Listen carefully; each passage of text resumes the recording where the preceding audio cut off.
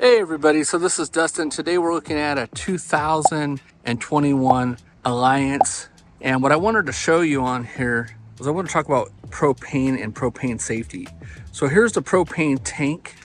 And what I want to show you is, here's your regulator, and it's a two-stage regulator. Here's one of the lines that goes through to the firewall, basically across the other tank. And here's the line that comes directly to the tank. So if you're in transit, and as you can see, this bigger hose that's down here that runs to that block, which then takes off the two different directions. One, I'm assuming, is for a generator, and two, the other one that comes down here through the frame. So as that comes down through the frame, I want to show you where, potentially it's rubbing on that frame. I can feel the notch where it's making. And as we come underneath here, here's the propane hose running along the frame, running under the frame to another block, and then it comes out beyond the frame and up.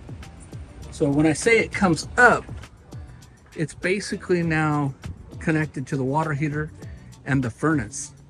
So, and as you can see, look how much of this propane hose is just hanging and bouncing and shaking and going down the road.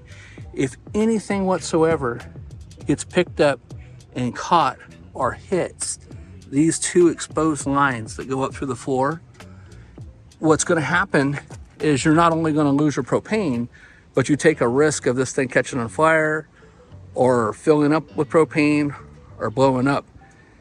So what I would recommend is, one, if you see something like that, to get it secured, rerouted, do something different with it. To me, that's just kind of hack thrown in there. It wasn't put in there as good as it should have been, at least not to my standards anyways, but that's my opinion. So what I want to talk to you about, though, is adding a gas stop.